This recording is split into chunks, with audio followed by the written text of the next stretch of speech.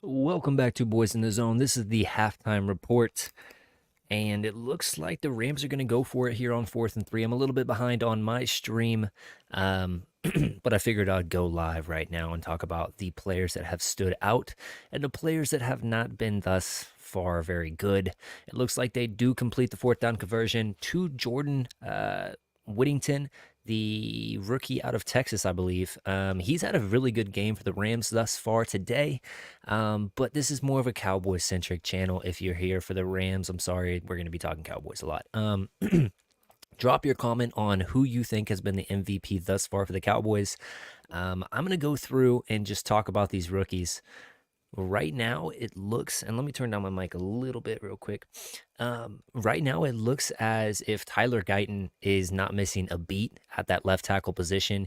He's been pushing rushers wide. He's stonewalled them, pushed them up and inside, actually, to allow Trey Lance to have the running lane to get that, pick up that 3rd and 10 earlier on in the game.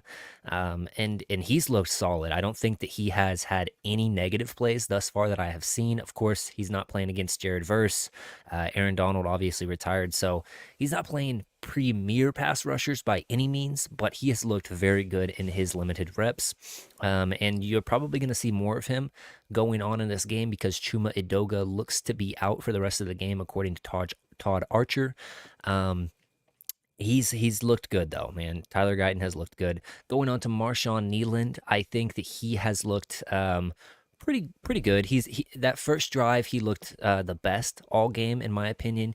He had a nice run stop early on, and he's fitting the run.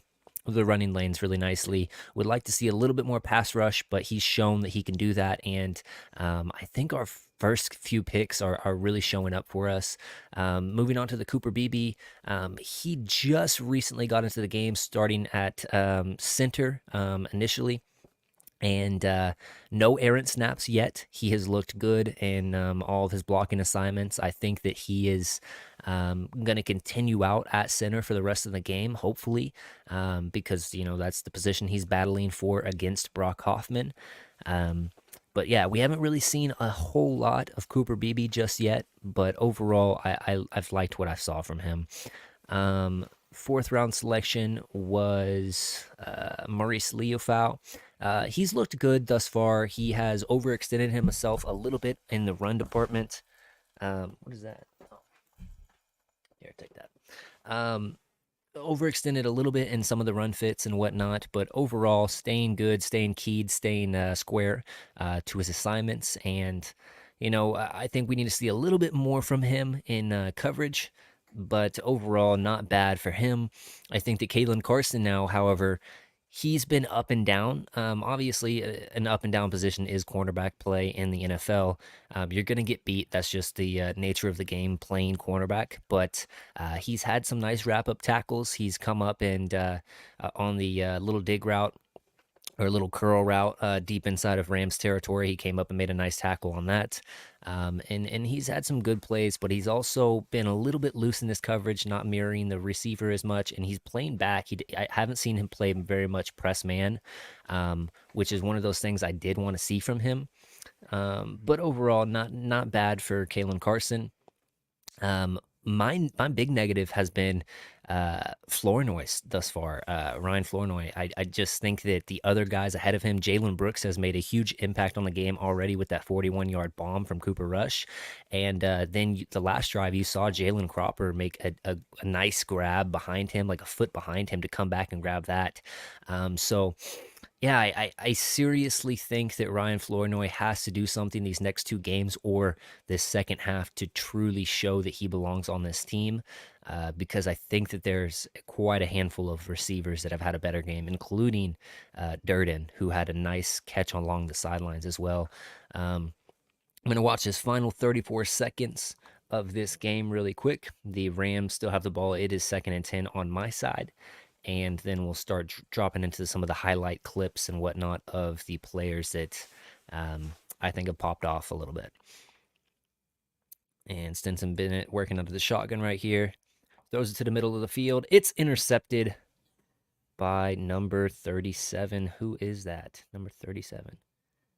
Goodness.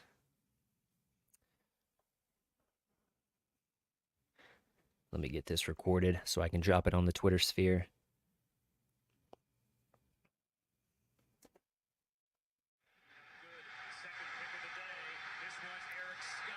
Eric Scott is who it was. So, hey, Eric Scott showing up right there to get the interception on Stinson Bennett. That is definitely a plus for him, especially him trying to make the team, the 2nd-year rookie or the 2nd-year player. What school was he at? He was out of a smaller school, I remember. I'm not sure exactly which college, but that's definitely a plus on his preseason markers right there. We're gonna look at Trey Lance. 25 seconds left. He drops back, escapes the pocket out to the left, and it looks like he throws it downfield out of bounds. He was targeting Jalen Durden right there. Let me edit this video so I can drop it really quick, and then we can review it as well on Twitter. Drop in the comments who you guys think has had the best preseason debut for these rookies.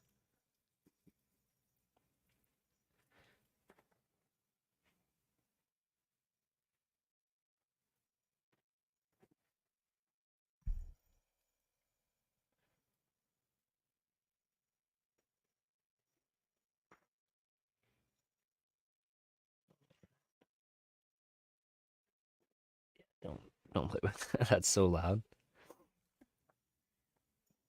You entertain it, baby. Alrighty. Let's get this posted up so we can review it as well. All right. It looks like Trey Lance. Oh, he escapes the sack, rolls wide. He's going to run it, take off, and get out of bounds. 4 seconds left for the Cowboys right here. And it doesn't look like the Cowboys are going to get any points here, so we might as well jump into these clips and let's check them out. First clip I want to might as well start at the beginning of the day right here. This was technically the first play from scrimmage for the Cowboys. And it's Rico Dowdle out there with Cooper Rush in the pistol formation. He hands it off, and Rico Dowdle follows his blocks and gets a nice 9-yard pickup. Positive sign for Rico Dowdle that he is starting this game. Obviously, Zeke is not playing in the game, but you saw Rico Dowdle when he is healthy. He does look like a really good back, and I'm excited to see him possibly be the running back 1 for the Dallas Cowboys. Let's jump in here to another clip. Of course, it sends me all the way back. Let's roll. Here's the Cooper Rush clip. And Cooper Rush drops back, 41-yard bomb to Jalen Brooks. You can see the adjustments coming back. Doesn't shade his hands up too early to allow the cornerback to get the tip off. He comes down with the ball. That was a great play for Jalen Brooks. And you can see how much cushion he's even given right here by the cornerback. And he still goes up and makes the play, gets behind him. And really, really good play. Positive play by Jalen Brooks. And he's a guy battling for a roster spot. So I love to see that from him. Let me see if I can. I guess I'm going to have to go back every single time, which kind of sucks. But regardless, we will roll. And third play we're going to jump into is the Marquise Bell interception. Probably one of the easier interceptions in his career. Just I almost want to think that Stinson Bennett is trying to throw that ball away. But in general, he if he's not trying to throw it away, then he just throws way behind and way above the receiver right there, Jordan Whittington, who's had a nice game, as I mentioned earlier. Let's jump in here to the next play.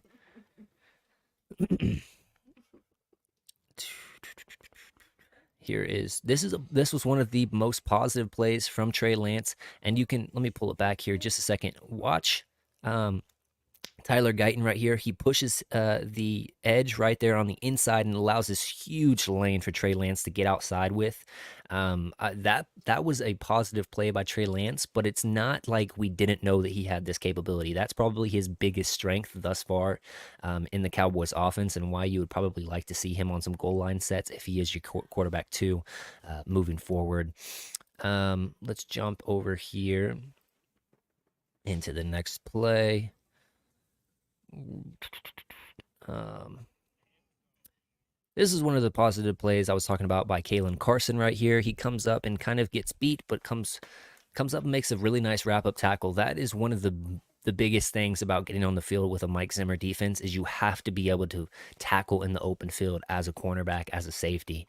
And that's a positive sign for him just to come up, wrap up, and do just a really, really good job of getting down and tackling the legs all the way, not allowing that receiver to have anywhere to go, no yards after the catch. If you're going to give up the game or the pass, you've got to be willing to come up and make the tackle. So positive signs from Kalen Carson right there on that play. Scroll down a little bit more. This is probably the other play that I'm actually more excited for Trey Lance about. A little bit blurry. Sorry about that. It was super zoomed up when I had to get this clip. But Trey Lance escapes the pocket, feels that pressure and that collapse on him, gets outside, and instead of running, he actually does throw the ball on the outside shoulder to Jalen Durden and picks up a nice sideline gain. That's probably, I don't know what the gain is right there, probably 19 yards ish, depending on where he threw it at. But still, positive sign by Trey Lance. He still needs to do more because that first drive by Cooper Rush, I mean, he marched right down the field. If it wasn't for him missing, I want to say it was Brooks, it probably would have been a touchdown. So yeah, you've got to beat out the guy that's ahead of you right now, and I don't know that necessarily Trey Lance has. You guys can put in the comments if you think that he has. I'm not completely sold on it, but um, here's another solid play. Trey Lance tries to rifle this ball in there. He puts it behind Jalen Cropper, but he makes an excellent acrobatic catch to go back and make that grab. And this is the reason why so many people have been hyping him up during training camp is just that ability to go in there and have solid hands, but not be afraid over the middle. And man, he and Jalen Brooks are really trying to separate themselves from the rest of the grouping of wide receivers towards the lower half of the depth chart. So excited to see more from Jalen Cropper this third and fourth quarter. And then the last play that we just dropped right here is in fact the interception by Eric Scott Jr. It looks like they're probably playing zone right here. I don't know who else Eric Scott would be covering. But yeah, just gets the interception, gets a nice return on the interception as well.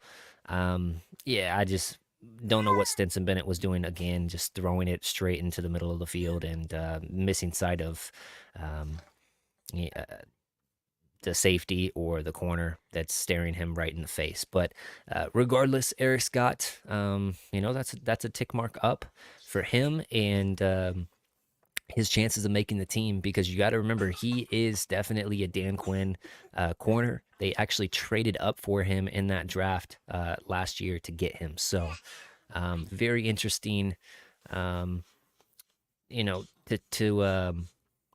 very interesting to note that Eric Scott has made a play because last season he was having a decent training camp, but the preseason was extremely worrisome for Eric Scott if he ever got onto an actual NFL field during a regular season game or, God forbid, a playoff game last year. Those are the highlight plays that I wanted to bring up. Let's bring up some comments right here. First read wasn't there, stepped up, kept his eyes downfield. Great play by Trey Lance.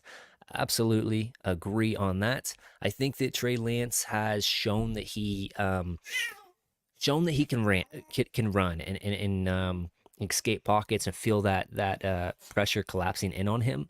I think he really needs to go down the field and have a drive where he just dissects the defense and fits some balls in there tightly and has a calculated drive. I'm talking like 8 to 12 plays down the field, lean on the run game some, but you've got to make some throws if you're going to want to beat out Cooper Rush. The ball that was behind was actually not bad because it leads. If he leads that ball, it gets picked. Absolutely, that is a good point by my guy David here. Not a bad ball. It's just a really tough ball to ask your receiver to make because not only is he going back, but it completely turns him the opposite direction where he doesn't have anywhere to run after the catch. And it also leaves him open to a big hit on the backside of him, which is dangerous. You're getting hit like that. But yeah, not a bad ball. It's just that it's one of those kind of ill-advised throws over the middle.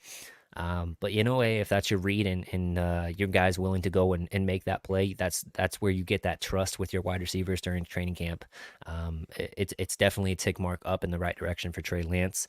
I'll be legit. Mozzie looked good the first drives. He had one bad play, but he's been looking good. Yeah, Mozzie Smith. I didn't bring him up earlier whenever I was just highlighting a few guys. Mozzie Smith has looked good. He hasn't been slow off the snap. He has good pad level. He's getting under the offensive centers and guards whenever he's going up against those guys. But most importantly, he's filling his run gaps. He's filling his run lanes. He's not allowing the runs to come inside and gashing the defense as a whole, which has been the problem for the Cowboys as of recently and all the way back to really 2018. So yeah, it's definitely a positive sign for Mozzie Smith.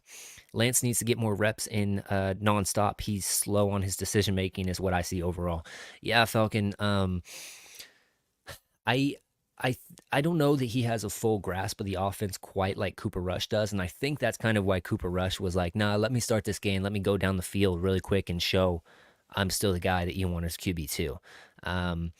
And thus far with Lance, you see him string together 2, 3 plays, and then it's a negative play, and that's what separates the okay quarterbacks from the good to the great to the elite in this league. Is sure you can have good plays here and there, but if you have that one negative play that completely cripples the drive, that's detrimental. You cannot start that guy in an NFL game, and I see that from Trey Lance right now. So it's a little worrisome. However, I think that if it was actual regular season action, you would see him tuck that ball and run it a little bit more than he has during the preseason, especially with that corner route on 4th and 1. You would probably like the read option right there, just because Trey has legs, your running back has the potential to pick up that 4th and 1. But they wanted to see if he can make that throw, because right now that throw is one of Dak's better throws. That corner ball, we've seen it time and time again with Cooks, with Lamb, with Gallup, all over the place. Dak can make that throw from the far hash. He can make it from the short hash. So that's the type of stuff that you need to see him work through and attempt, really. Strange how we use a player like Mozzie, what he's built for. It's strange how you use a player like Mozzie, what he is built for. He will do well in it. Yeah, I think that Mike Zimmer and Coach Gunther have a better grasp of what Mozzie Smith is. They're not going to try to make him fit into a 3-tech role. And with the 3-tech discussion, Junior Fehoku, you have got to stop getting blown off of the ball. I really like Junior. His family are good people. They've liked a lot of my stuff before. However, you cannot continue to get blown off the ball, especially in run fits right now, man, because Osa Odigizua, as good as he is, he kind of has that same Michael Parsons dip towards the back half of the season. And whenever we need our second 3-tech to come in, which is presumably Junior Fehoku, it cannot be that much of a drop off, and that's going to be detrimental to our team. So Junior, you have to do better in your run fits. You have to be stronger in your gaps, and he's made a couple good plays in the pass rushing department, but overall, as far as running, he has looked borderline horrible to me. Anyways, anybody else have any notes, questions, discussions they want to bring up really quick? This was just jumping on here at halftime, just talking a little bit about what I saw. I think it's interesting that they kind of seldomly used Overshown, and Falcon brings up Overshown right now, which is funny. They seldomly brought up or used Overshown. Obviously, he was on that pitch count, but whenever he was in the game, he made some really good plays. He was what was it, like a 2-yard gain he just was from the middle linebacker, or maybe it was the weak side. I'm not even entirely sure. I don't remember, but he came over and just flew in there and stuck the running back, just knifed him completely and stonewalled him. So yeah, Demo has looked very good in his limited time thus far. And let's bring up Falcons chat right here. Honestly, have hope for our linebackers though. Overshown looks like he's okay after the surgery. Liafu looked like a solid pick. Yeah. I mentioned Liafu a little bit. I think that he needs to be a little bit better in his zone schemes and coverage, but run support right now has looked good. He's overextended himself twice in what I've saw, but other than that, he's been solid, like you mentioned. Nealon was solid with his play and decision making. Yep, I thought Nealon was really good in the run defense department. I thought that pass rush, he needs to show a little bit more repertoire and tools, but overall, really solid from your second round pick. I think you got one right there in Nealon, and I was super excited about him. I actually had him kind of dog-eared to the Lions at the back end of the first round last year, or for this draft, and the Cowboys get him all the way in the second round. So I loved the value on Nealon. I'm a fan of the player, absolutely. Small portion of Guyton that we saw looked pretty solid. Dude is a fridge. Yeah, I talked about Guyton. His athleticism. You saw the one play where he almost took out one of our wide receivers. I think it was Jalen Brooks, but he laid a nasty block on an edge. He not only pushed the edges wide and out of range for Trey Lance, but he also pushed one up and inside, which allowed Trey Lance to get that big run on 3rd and 10. So yeah, Guyton has looked spectacular, which is a really good positive thing, because I think he is going to be the catalyst for whether or not your offensive line is improved as a run unit as a whole. So really impressed with Guyton. Falcon says, yeah, Guyton going up against Micah in practices is helping him develop quickly. Yeah, I think that I had a good grasp of what Guyton could be as a run blocker year one, just because he has that athleticism. All you really had to do was clean up some of that blocking angles that he took. Excuse me. That's what you get for drinking beers. I thought that he was going to be a solid run blocker year one, but I had immense worries of him in pass pro. His pass pro has been really good this game. He has tied his upper half and his lower half together. His stance isn't getting over his skis. He has good balance. He looks like he has understanding of what the pass rush is trying to do opposite of him, pushing them wide, bringing them inside. He looks like he has his arm length is on full display. You can absolutely tell that he has the advantage in arm length just by how he steers defenders in and out of the way. I think that pick is looking better and better each and every single down that he plays for the Cowboys. And I will say this: the only negative I see on Tyler Guyton is his lame number 60. Who told you number 60 was cool, bro? Get you a better number, and now we're cooking with gas. Yeah. Also, Brooks is showing us that we will be in a better position for wide receivers than most thought. Between Brooks and Tolbert, I think we got a solid wide receiver core for the 1, 2, 3 in the next season between them and CD. Yeah, I liked what I saw from Brooks. I also liked what I saw from Jalen Cropper. Do not sleep on that kid. I think he's going to have a really nice half. And with that being said, the Cowboys are back, and it looks like they're taking it out of the end zone right here.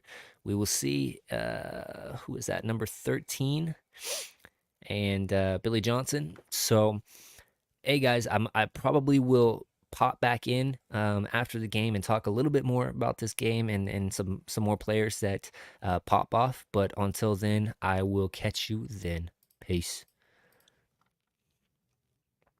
Yeah.